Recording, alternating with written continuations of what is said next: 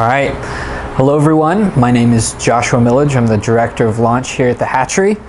And today we're going to go through a primer on the lean startup methodology and how we're going to use it in the social entrepreneurship portion of our curriculum here at the Hatchery. So I'm really excited because the lean idea is something that's very new. I think in the other portions of the Hatchery curriculum, you get to lean on thoughts and philosophies and ideas that have been around for hundreds, if not thousands of years. With the lean movement, you're looking at about 15 years, maybe 20. So it's very new. The vernacular, the methods, the models, all of this is new. All of it hasn't had enough time to really be set in stone yet. So I think that provides a unique opportunity for us here to apply this world of thinking to nonprofits, to social entrepreneurship, and actually pioneer our own models and our own terminology. So before we get into that, though, I want to talk a little bit about where this idea, where this way of thinking came from. And it actually started in the 1970s in manufacturing, specifically the Toyota manufacturing group, which obviously manufacture what we know as Toyota trucks and cars and things, but they also do a number of other things that go into other vehicles and Mazdas and Hondas that are just components. But they're known as one of the companies that has the highest caliber standards for manufacturing across any industry. And this came from a leadership shift in the 70s that was focused on minimizing waste.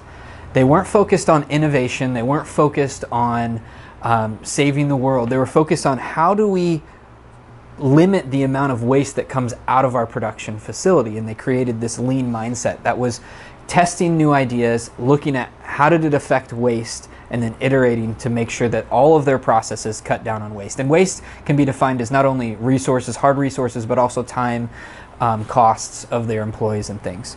So fast forward to around 2000, and a gentleman named Steve Blank came out with a lecture that was 5 steps to the epiphany. And it was a lecture series that he gave at Stanford that that he kind of formed into a book, but it was like really just notes to his lecture. It wasn't really a formed thought. But Steve was an entrepreneur himself who turned venture capitalist, and he was tired of people losing his money. Every single startup that came through the door around the first .com boom and bust was thinking like a small corporation. So they would do the business planning, they would do all the projections as if they were a Fortune 500 corporation. They'd try and apply it to a startup, you know, a 2-3 person organization, and it just wasn't working. And the failure rate for startups was in the 90 percentile, and he was losing money. He was seeing entrepreneurs who had raw talent and a lot of skills get burnt out and go into corporate America, and he's like, this needs to change. So inspired by the Toyota manufacturing methodology, he created what we know as the lean startup. Now, Steve was great in the sense that he was an engineer himself. He thought like an engineer, and he did a really good job applying this thinking to tech startups. But he didn't think past that. And but he had some incredible success rates. He started to see the success of his investments go through the roof because he was forcing his startups to not look for the next big round of funding, but to actually focus on the customer, the problem, and the business model that connected them. So one of the things that Steve says that I really enjoy is that a startup's goal is to actually find the business model. Their goal isn't to write a business plan because they don't have a plan. There's no plan yet. It's trying to figure out, do you have a defined problem and a defined solution that meet? And when that meeting happens, when that intersection happens, we call that product market fit. So we have a product that meets a market need. And so Steve was the first to kind of coin these terms and create some way of thinking. But one of his understudies, and Steve teaches at Berkeley and Stanford still, but one of his understudies, Eric Ries, came along and said, I really like that idea, but we need to make this easier for people to digest. So Steve's books are like, 800 plus pages. They're really long, really drawn out, very engineered focus. Eric wanted to bring that to the masses. And so Eric wrote a book called The Lean Startup. It was a New York Times bestseller, and he really drove home case studies about how different organizations were using this way of thinking and helped people through his meetups and his conferences apply it to to their businesses and their organizations. Now, the interesting thing about Eric is this is around 2006, 2007, 2008, kind of in that 3-year time period. He hit a tipping point, and his message got into the hands of other types of organizations, into various areas of our government, local and national government, into nonprofits, to all over. Everyone else started taking this thinking and go, how can we apply this way of thinking to our organizations? And when I say way of thinking, at the highest level, what the Lean Startup way of thinking is testing your assumptions. So outlining, this is what I assume my customer wants or needs.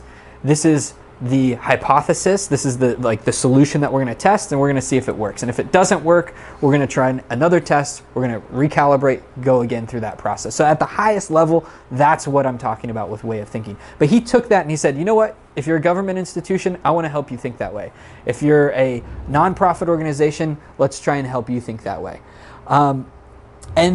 And things started to fragment out of that. We started to see these pools of people thinking differently. But specifically, we took it from the Lean Startup as a organizational methodology now down into an individual methodology for an individual like an entrepreneur.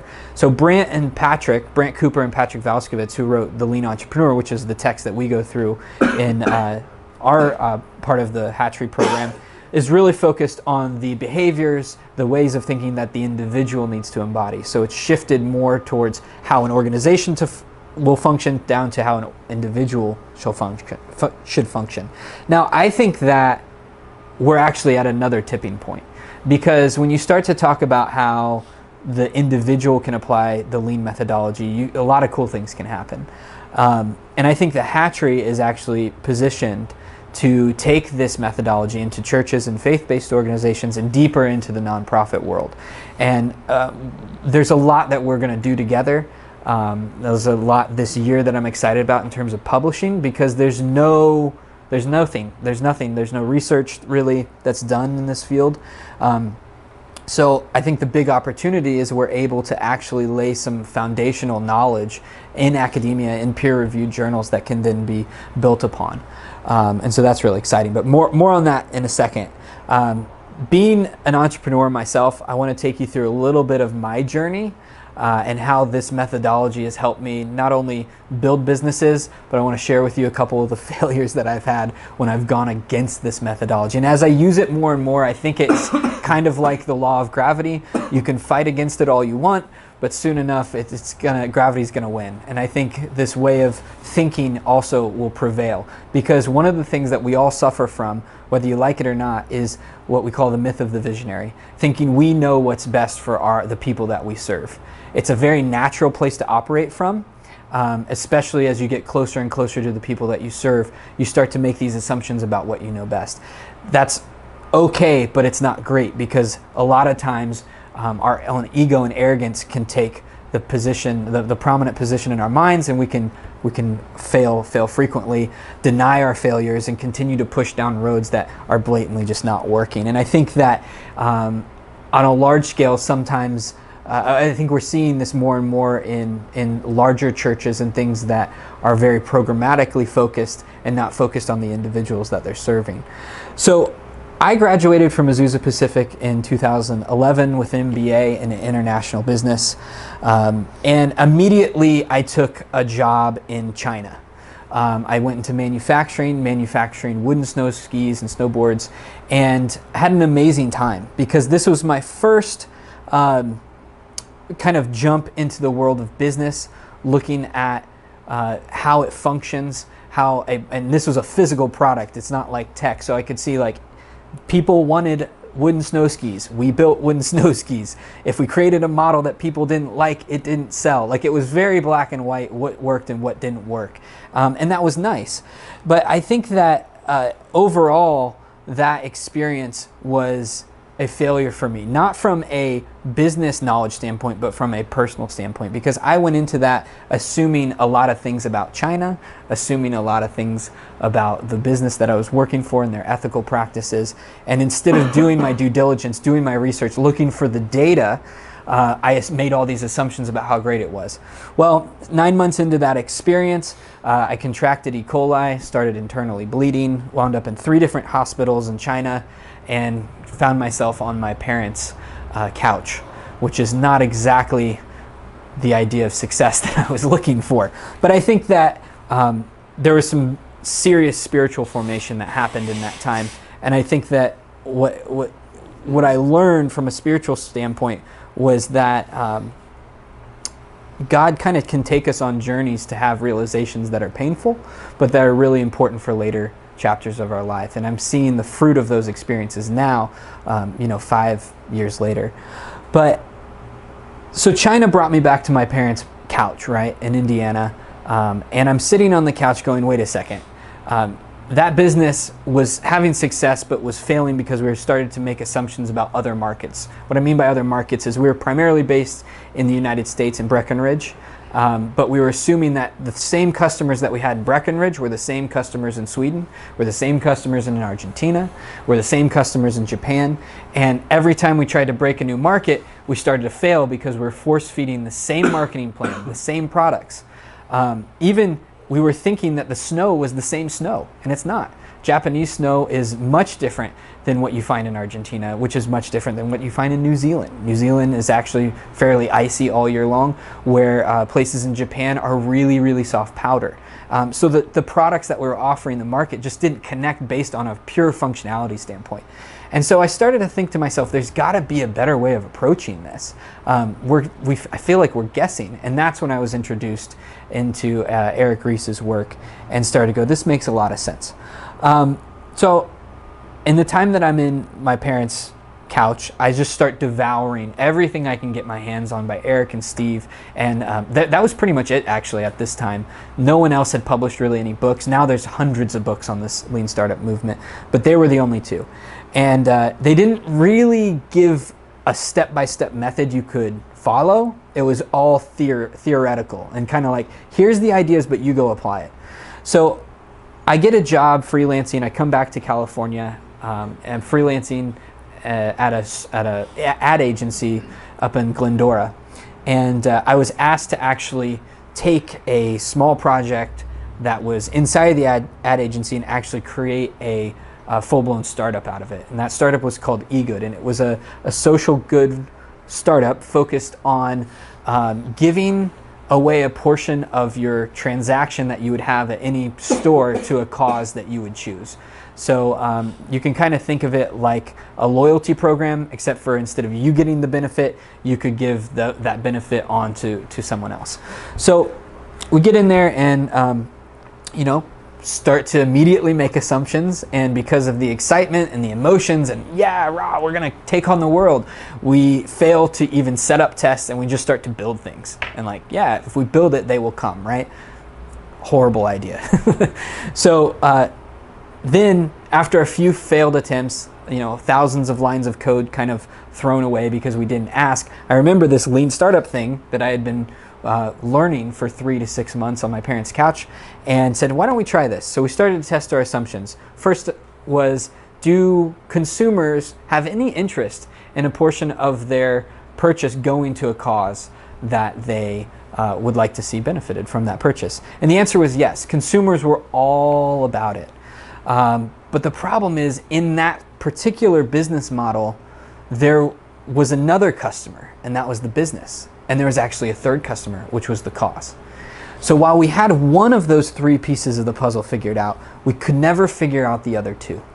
And we continually made assumptions. One of them was that businesses, short order businesses, so coffee shops, fast food restaurants, quick serve restaurants, one of our assumptions was that they wouldn't mind having extra time for each transaction to actually run all the processes that we need to run. And that one fell flat on its face and actually broke the entire business model. Because when you're a business that operates based on how many customers you can move through your store, and the service that we're offering adds time to that, it's not going to be met with open arms because you're costing them real dollars. And so unfortunately, what we failed to do in that model, which I know now not to do, is highlight out of all of your assumptions, what's the riskiest one? What's the one thing that absolutely has to be true for your entire idea to work? And it's the linchpin, right? So if that one assumption fails, proves to be wrong, then it doesn't matter if the consumers wanted it, because the key linchpin in this model was the business. If the business wouldn't take on our technology, the causes didn't matter if they were on board, and the customers, it didn't matter if they were on board. So I learned through failure to take time at the beginning of every project to really map out all the assumptions, who are the customers, and which one was the riskiest, which one had to be true.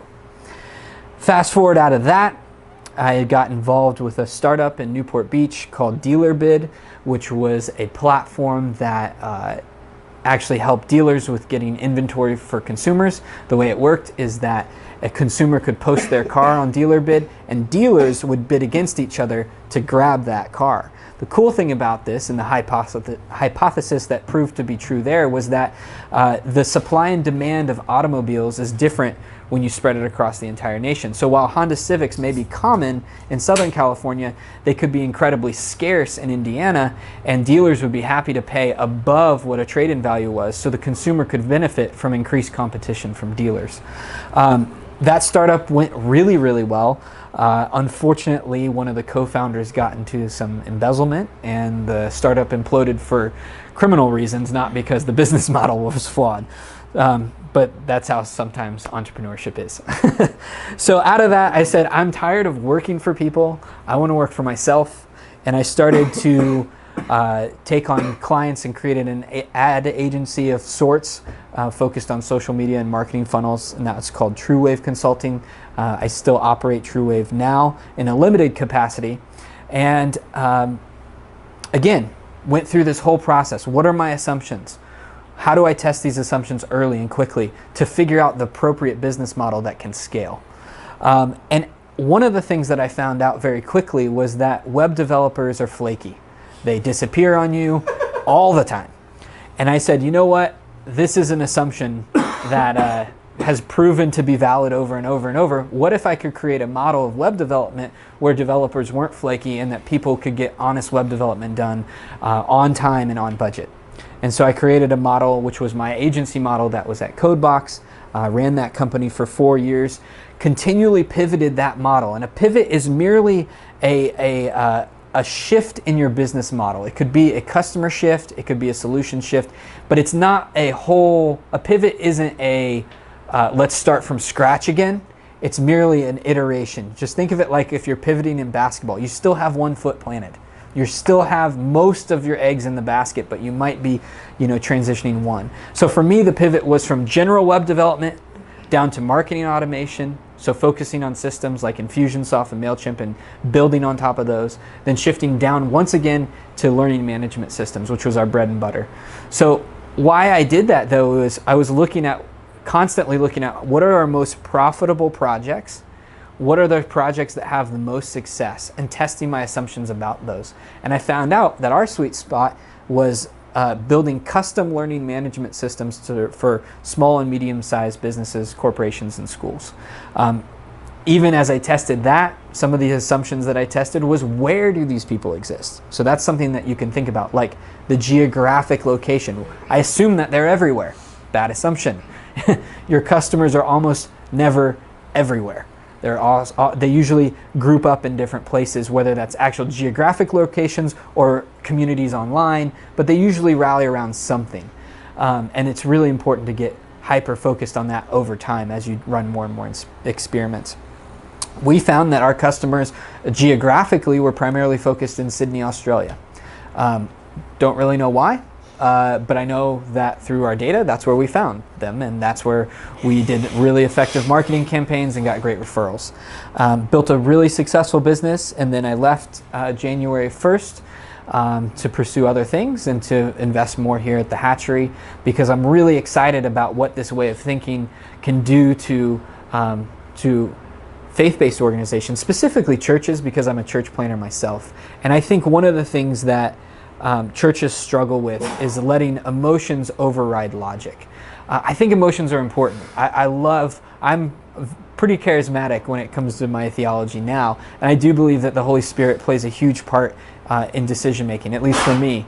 I think that This is something that's important to explore, though, because no one's really talking about how the Holy Spirit can interact in the lean startup model. Like that doesn't. If you talk to an engineer about something other than ones and zeros, they're just going to laugh at you. So I think this is one of the challenges, but at the same time, one of the opportunities that we have here at the hatchery, looking at how do we apply this.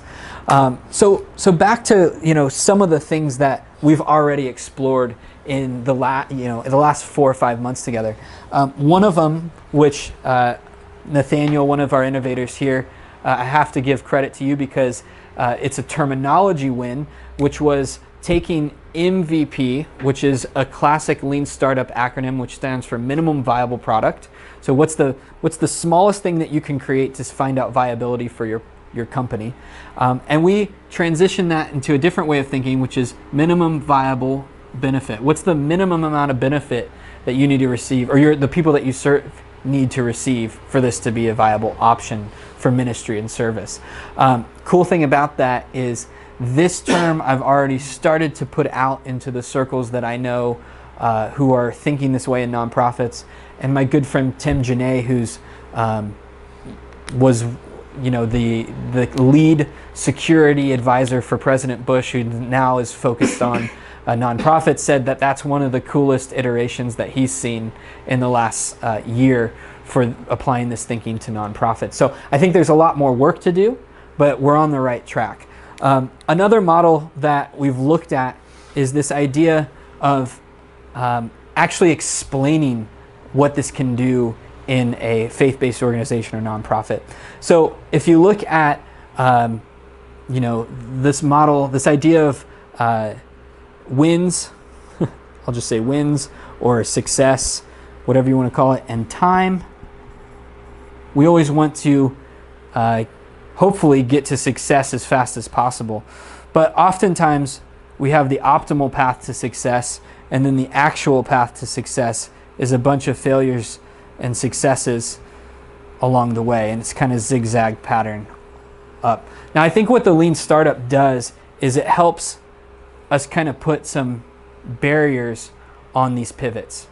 So if we're all emotion, we might wake up one day and our pivot could be like, scrap this, we're not going to help people with disabilities, we're just going to move right into talking about food around the table.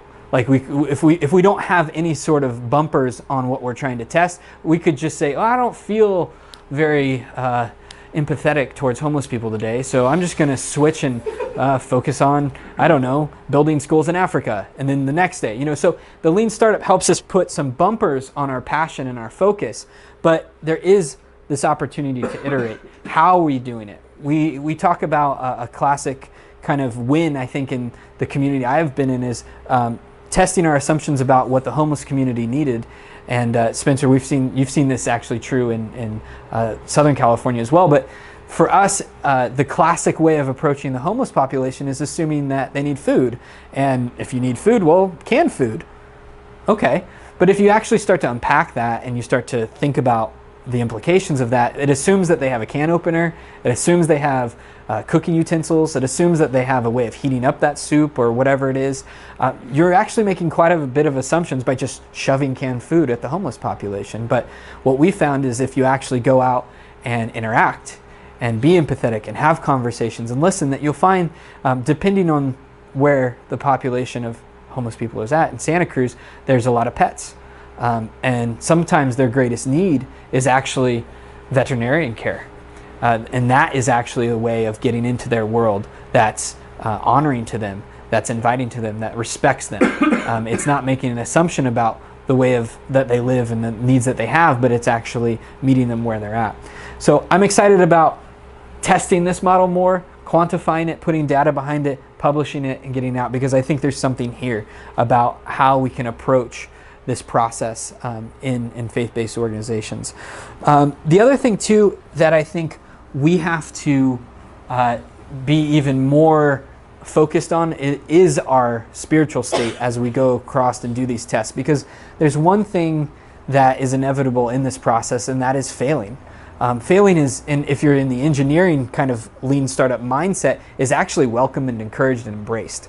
And I think that failure for most spiritual focused organizations, it can be earth-shattering, can slow people down. So there's things that we're doing now with our positive focus ritual. That's merely a way of acknowledging success maybe in other parts of our lives so that we can continually push forward when things get hard. Because I know that when we're working in communities with people that have real issues that we're trying to solve, failure can hit us in a totally different way than a customer just not paying for the widget you're trying to sell. That's I can get over. But failing someone whose life is on the line or who is in a very traumatic situation is going to require other tools to be partnered in this way of thinking so that we can get through that, so we can move on. And so I think that there's an opportunity there for us to explain or to create and quantify and recommend personal rituals to help us stay on track here. But these are all things, again, that are new, and that what's exciting is that you're graduate students, and graduate level students across the board are focused on pushing forward the knowledge in their area. They're focused on research. They're focused on creating these models. And there's never been a better time to do this in this lean movement because, again, we're not even 2 decades into this thing. So the canvas is completely blank for us to paint on. Looking ahead, the first model that I think we're going to look at in this term is the model that comes from the Lean Entrepreneur. I think it's chapter 5. I was hoping to have a visual for it, but unfortunately life took me on another path. But I think the key things to think about and summarize with the lean movement is this idea of iteration, externally putting our assumptions on a piece of paper and in a document and objectively testing them. In a nutshell, that's what the lean movement is all about. It's about taking our assumptions and seeing if they're real or not, and at all times trying to move away from this myth of the visionary that we know what's best for everyone else. Because in reality, the world is moving too fast. Problems are shifting too fast for us to assume that we know what's best. So we need a rapid, agile way of moving through these things to make sure that we're making decisions and creating solutions that are based in reality and not in the emotions that can take place in our communities. So, yeah, so I want to open it up to discussions because I think that there's so much gray area that hopefully if you do have questions that I can kind of bring some concreteness to them. So. Is everybody okay if we record this part? Okay.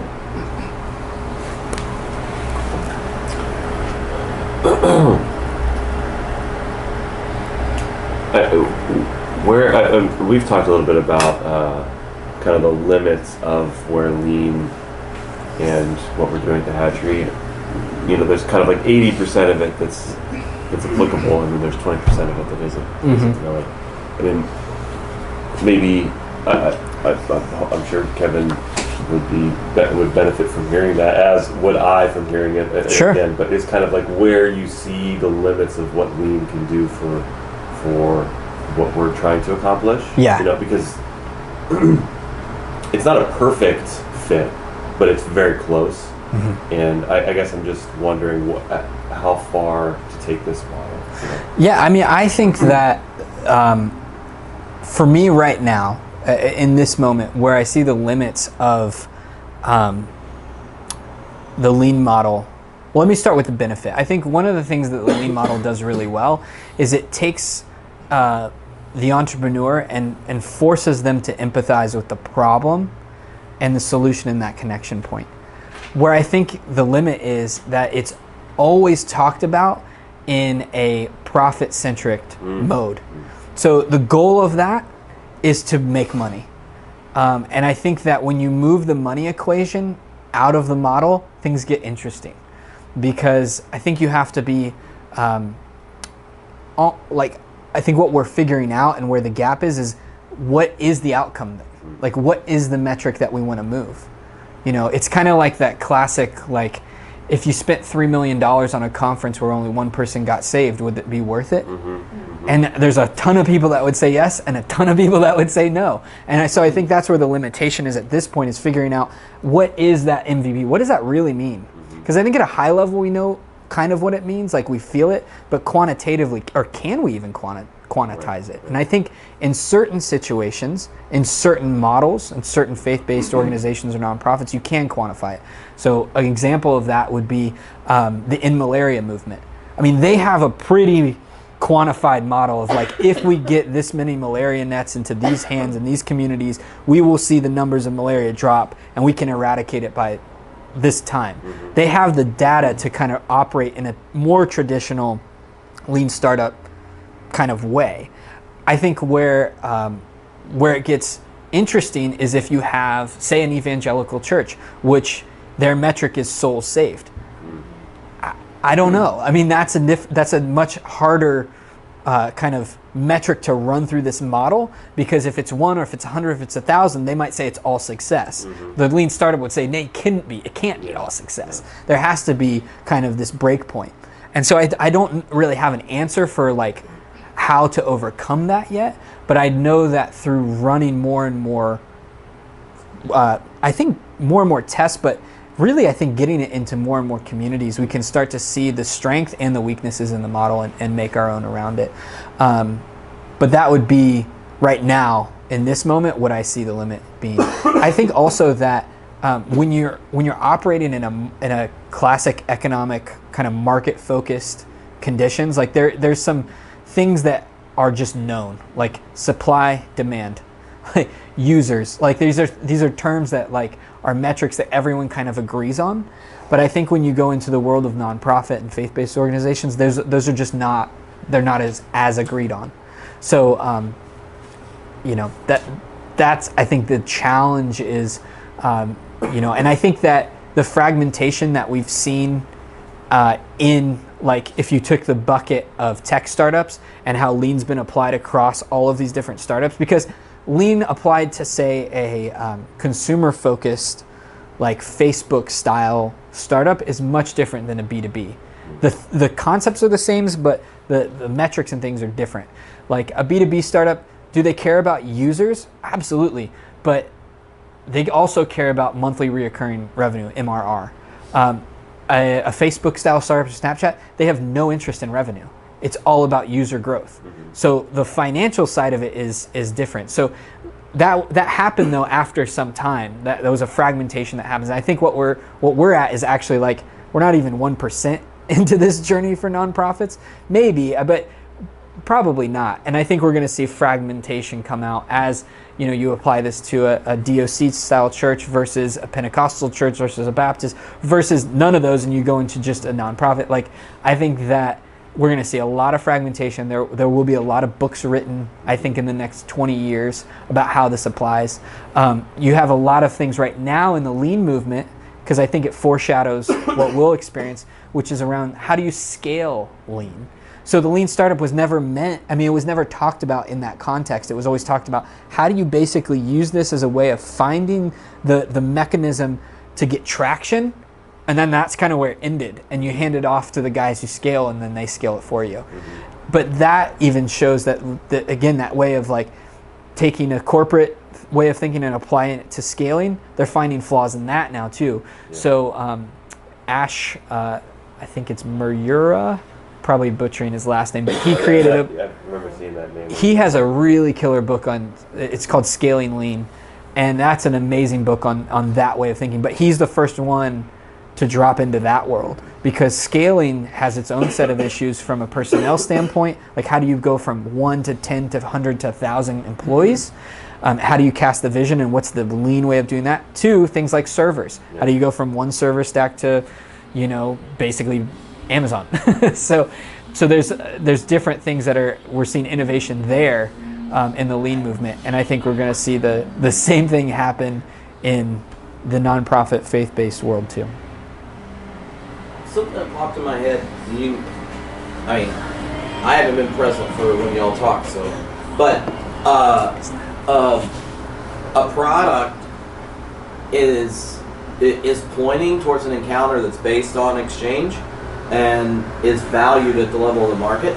And Moltmann, in the book y'all are going to end up reading, talks about how the biggest challenge for a kind of post-Christendom church isn't church and state, which was kind of the modern predicament, but but church and market, because the culture has internalized the language and valuation system of the market, and the market does not have a metric for human dignity. Right. And so if you're thinking of benefit or blessing or whatever the B was as human dignity, then, and like, if that's what you're pointing towards, it's not an exchange, but an affirmation of being. And the assessment instead of market validation is which creates a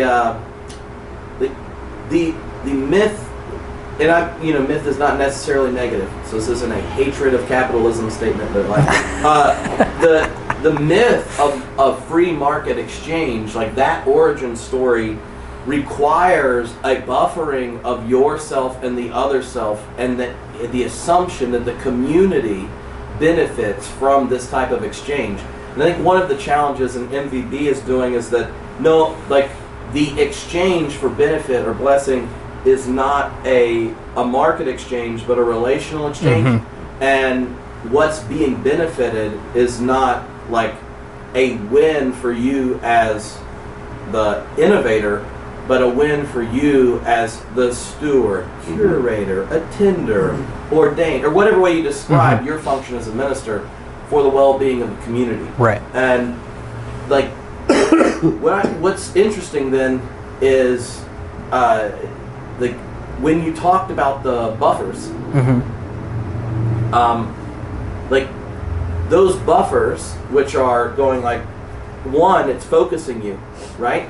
But they also, in some sense, are function at the level of vocation, right? So your community and got to know its community, and those buffers are not like, hey, I'm doing disability or food. It's, hey, I'm doing it with these people. So where the buffers come from originates not like at the corner of the map, you, the individual, but you, the relational network or community that is seeking to be validated. So it is there's no place for you as the innovator exist in isolation, and it's that that isolation equals positive relations, part of the myth around economic systems that I think is being that's challenged in a positive way when you shift the language. Yeah, I've been thinking. I mean, every time you bring up minimum viable benefit, like, oh, it needs to be thought out a little bit more.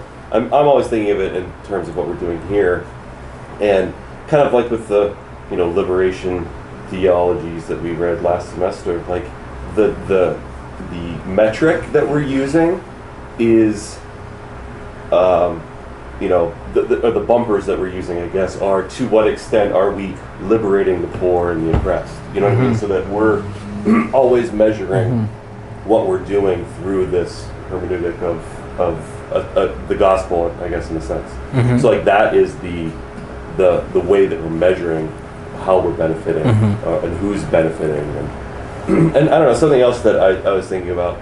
Well, just one point I want to add too is I think that one of the things that I think is the advantages of the bumpers is the fact that most of the people who are the ones that are taking action to create the change often have so much empathy and passion and love and desire that the focus can shift so quickly. Right. And that's, I think, so it's almost a way of helping them be more productive, kind of focusing that passion into, like the magnifying glass analogy, like light can be everywhere, but under a magnifying glass it can take fire. It's kind of that a little bit. That's what I like that way you describe it, as functioning like a vocation. Yeah. In the sense of how many good things can you do in the city you're in, or in the fringe you're in, or whatever. But you end up being not wonderfully helpful for many people, right, if you try to be all things to all people at all times. Yeah, and a lot of times too, and I think the thing that that we need to think about in our models is how do we actually talk about the listening component of this, because that's something that doesn't really, I mean, it exists in the lean startup movement in one capacity, but oftentimes it's not really like listening to a human. It's like I'm listening to the data that was fed back to me out of the thing. So then I'm listening. Like, but we're actually talking about like listening. Like I think right now, like sitting down and listening to like what was the change that happened from their perspective, and do we see anything in them that has shifted that they could they're like, I need this now, not because we want them to become addicted to the process, but like, you helped me, like, and I, like that sort of connection, I think is hard to quantify, but I think that there's a way for us to get further down the road than just being like, well, he was better, and trying to take some of the subjectivity out of it. Right. I know that in like the hatchery kind of thing, sustainability is a goal. Mm-hmm. And I think that in a lot of this literature, the goal is just like endless progress. Yes. You know what I mean? Yeah. Like we are just going to keep building and building and building and so like the trajectory is just infinite. Yep. I think that that's something that needs to be addressed as well. Is like how do you know when you've reached sustainability, or how do you know when to stop? I guess is maybe a better way. Well, I think that once you get to the star, do you need to keep going? Well, I think in a lot of the issues that we'll try and solve, there is no end point. I mean, like the homeless will always be with you. Like there's not a. It's similar in that sense that that as new generations of people are born and die, and the population shifts and resources shift, like new problems will arise. What's being benefited is the customer, not the entrepreneur, in a sense, right? Like, well, I think that's a key shift. Yeah. Is actually, that's like one of the things that we have to dial in, is that this profit should be paid to the person that you're benefiting, not you. I mean, there will be like intrinsic value, like in creating a better world, but it's not going to be as quick as if I help one person, I get paid $10. Like, it's not that sort of exchange. So that's a challenge. That's one of the limits, because that's always been the thinking, especially when it was back in the Toyota days. Like, that was like, we're cutting on waste because we need more money, like because it equals dollars. Then when you take it into the startup world, it's like because we need traction and we want to quit wasting our time on ideas that don't work. And then I look at it in what we're trying to do. It's like we also want to work on ideas that are working and like kill the ones that don't work. But then, like, the question is, how do we know? And I think that there is always a level of subjectivity when it comes to putting our assumptions on paper, and even figuring out what the riskiest assumption is. I mean, that was one of my things early on in this process, is like you go through an incubation process with a group like the Lean Startup Movement, or LSM, and they'll tell you, like, I don't know, what do you think it is? And you're like, I don't like that answer. And their point is not necessarily that exact piece of data is right or wrong. It's that if you don't have that, then you won't learn. Like, if you don't have at least, even if it's a subjective assumption metric sort of thing, like, if we said 5 people coming into the art walk is a success, well, it's something that your mind can attach to that can say, what did we learn? We didn't get 5, or we got more than 5. Does 5 matter? Probably not. But if you don't have 5, then it gets even more spun out, because you're like, I don't know, So there is a level of that is also embraced, but the idea is that you're going to have more positive progress and outcomes by even having these subjective metrics than if you didn't have them at all. And I think a lot of times, especially in faith-based organizations, we don't want to have any metrics because we don't want to be held accountable to any of them. And I think that level of accountability is kind of built into this model from the ground up, that we need to be accountable to something, even if that something is mildly subjective or completely subjective, because we have to gather something, talk about what did we learn, and in that process of hitting our assumption or not, we can talk about learning. So. Yeah, I think the idea of moving towards a minimum viable benefit is the goal, and its service, but we also need to realize that our success can bankrupt us. Yeah. I mean, so if, like Snapchat, it doesn't matter, we just need as many people because then we'll make a public offer. Sure. We can't move towards that. We have to say, okay, if we get 5 people to the art walk and we provide mats and photographs, and that costs us $5 each. What if there were 5,000 people there? Like, you could get to a place where you've got to say there's a benefit, but there's also, and maybe not sustainability, but viability. Maybe a better word now as we're playing with it. Because a lot of times, nonprofits, especially churches, just say, we don't need to know whether it's working. We'll just keep throwing money at it, and there is no real stewardship or responsibility or review or and in that way, two parts. One is, I think it moves us beyond. It moves us into the next realm of saying, how do we create viability and benefit? But the other part is, I think the church is going to need to think through how it's funded in the future. I don't think it's going to be simply my handout and everybody will just give you unlimited funds just because God's, told me to tell you to give me that money. You know what I mean? And so I think the direct benefit and the direct viability could go hand in hand. I think the other thing too is when we talk about the community aspect in this, like the traditional economic model kind of implies that more is always better.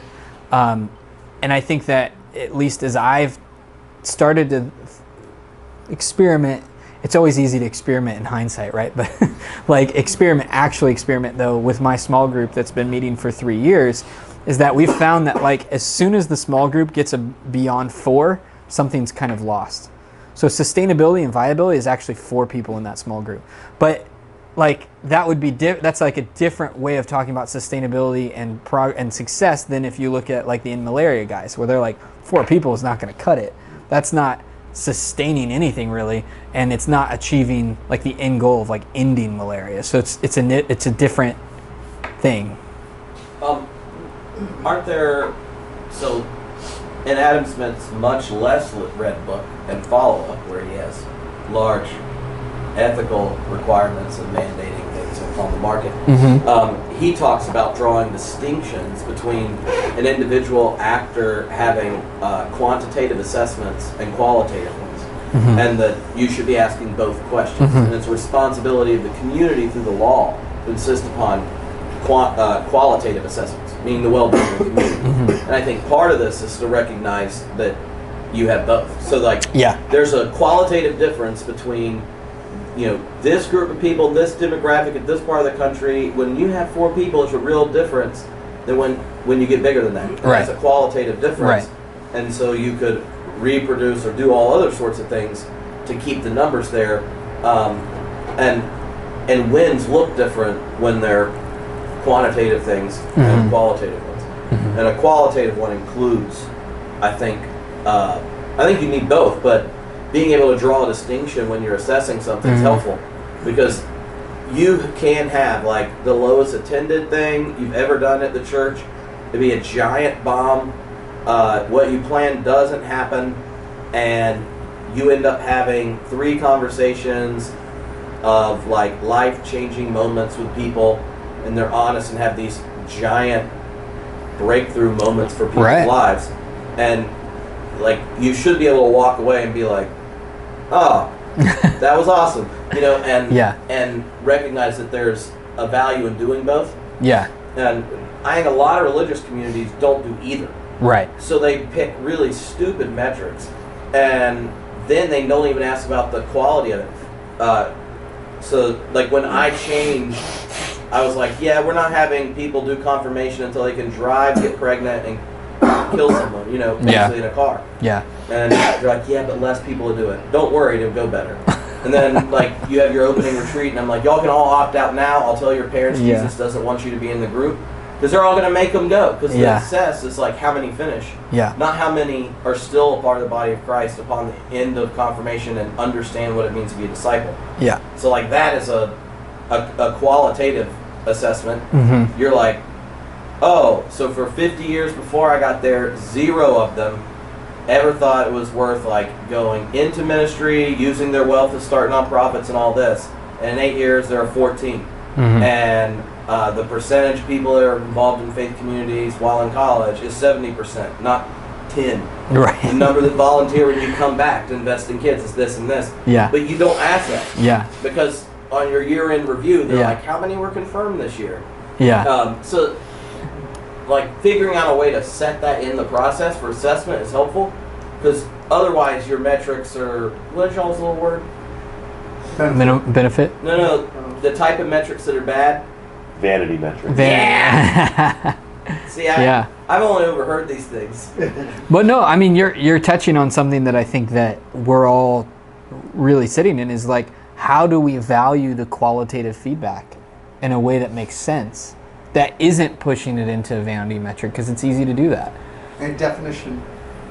Vanity metric. A vanity metric is a metric that is focused on and presented to everyone as really having significance in terms of moving the mission of the business forward.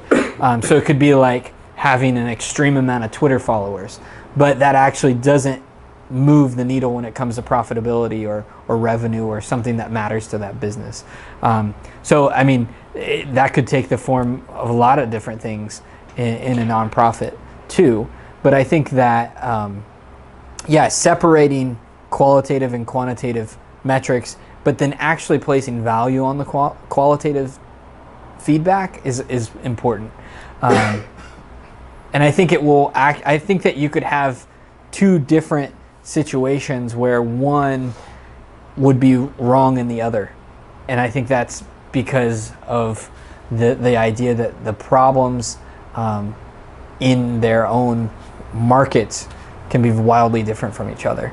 And I mean, I can just see that already, like even in Santa Cruz right now, as we expand into the Bay Area with some of the homeless outreach, it doesn't work the same way at all, actually.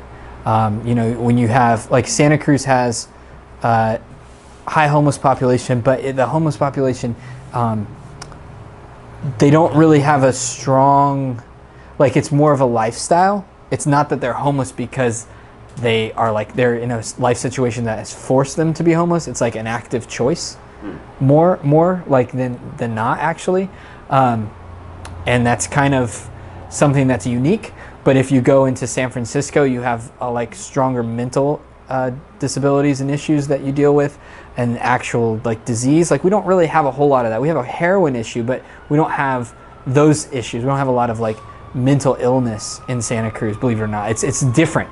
So I look at, like, if you go and apply our model, it's gonna look completely different, and it's gonna, like, the qualitative feedback might not even be able to, like, if you were to ask the customer, they might not even be in the right mind to give you any feedback at all at any qualitative level. So it's like, what do you do in that situation? So I think that what we're doing is kind of creating these, I think initially, like, we're creating these dotted lines for people to experiment in, and then as we get more information, I think we can codify it and create better models. But what I'm excited about is, I think the first step, and I've already seen it with everyone here, is the fact that we have more of a focus and a drive, because it's not solely based in what we feel about this particular situation or one event or whatever. I mean, I think that that's the real beauty, is it helps us pull back a little bit from that and look at other pieces of information objectively.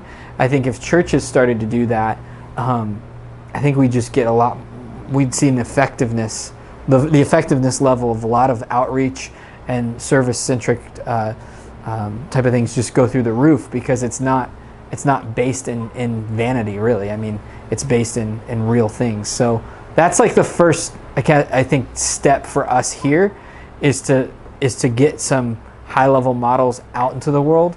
And we've already have a lot of traction from people up in places like Redding, California, who Redding is basically where California dumps off a lot of convicts from that horrible methodology of, like, if you put someone who's prone to crime in the middle of nowhere, he won't do any crime. Like, it doesn't really work. Bethel Church. Yeah. And then they go to Bethel or the Flood or any of those. But there's a lot of interesting, like, social work happening up there, because you basically have convict communities that have just rooted down, and the people are trying really interesting ways to get people on board and get, it starts with actually the spiritual formation, I think, with the identity, like showing them that they have value. So that's something that I think, depending on the nonprofit or organization, like how many people have seen themselves in a new way.